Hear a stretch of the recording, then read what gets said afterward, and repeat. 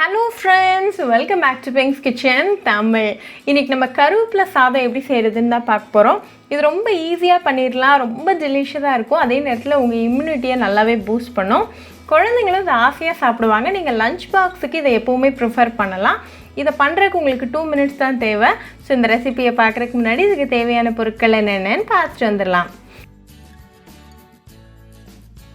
ஒரு பேனை சூடு பண்ணிக்கோங்க. அதில் 2 கப் அளவுக்கு நல்லா ஃப்ரெஷ்ஷான கருவேப்பிலை சேர்த்துருங்க. இது ஒரு 2 minutes நல்லா மீடியம் ஃப்ளேமில் ட்ரை ரோஸ்ட் பண்ணுங்கள். இது நல்லா ட்ரை ஆகிற வரைக்கும் ரோஸ்ட் பண்ணிக்கோங்க. இப்போ 2 minutesல கருவேப்பிலை எல்லாம் நல்லா ட்ரை ஆயாச்சு. ஸோ ஃப்ளேம் ஆஃப் பண்ணிவிட்டு இதை கம்ப்ளீட்டாக ஆற விட்டுருங்க. நல்லா ஆறுனதும் இதை கொரகொரப்பாக ஒரு பவுடராக அரைச்சி ரெடியாக வச்சுக்கோங்க. நமக்கு 2 கப் அளவுக்கு கருவேப்பிலையில நல்லா ட்ரை ரோஸ்ட் பண்ணி அரைச்சதில் 2 டேபிள் ஸ்பூன் அளவுக்கு கருவேப்பிலை பவுடர் கிடச்சிருக்கு. இதை நீங்கள் ஒரு ஏர்டைட் கண்டெய்னரில் போட்டு 2 மாதம் வரைக்கும் நிறைய ரெசிபீஸ்க்கு யூஸ் பண்ணலாம். அகெயின் ஒரு பேனை சூடு பண்ணிக்கோங்க. அதில் 1 டீஸ்பூன் எண்ணெய் சேர்த்துருங்க. எண்ணெய் நல்லா காஞ்சதும் 1/4 டீஸ்பூன் ஜீரகம் சேர்த்துக்கோங்க. ஜீரகம் நல்லா வெடித்ததும் 1 வெங்காயத்தை நல்லா பொடிசாக கட் பண்ணி சேர்த்துக்கோங்க. கூடவே 1 காஞ்ச மிளகாய், அப்புறமா கொஞ்சம் கருவேப்பிலை இலைகள் சேர்த்துக்கோங்க. எல்லா இன்க்ரீடியன்ஸையும் நல்லா மிக்ஸ் பண்ணி விடுங்க. ஒரு 30 செகண்ட் போல் வதக்கிக்கோங்க.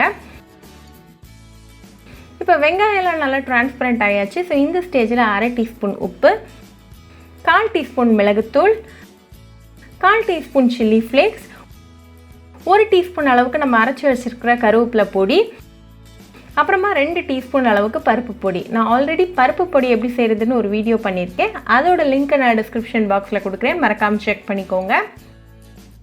எல்லாத்தையும் நல்லா மிக்ஸ் பண்ணி விட்டுருங்க. மசாலாவோட பச்சை வாசனை போகிற வரைக்கும் நல்லா கலந்து விட்டுருங்க. இப்போ எல்லாம் ரெடியாக இருக்குது. ஸோ இது கூட 2 கப் அளவுக்கு சாதம் சேர்த்துட்டு நல்லா கலந்து விட்டுடலாம். எல்லா இன்க்ரீடியன்ஸும் நல்லா பரவுற மாதிரி நல்லா கலந்து விட்டுருங்க.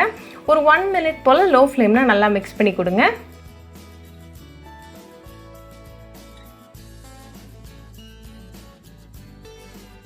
இப்போ 1 minute எல்லாம் நல்லா மிக்ஸ் ஆகி ரெடியாக இருக்குது. நமக்கு சுவையான கருவேப்பிலை சாதம் ரெடி ஆயாச்சு. ஸோ ஃப்ளேம் ஆஃப் பண்ணிடலாம்.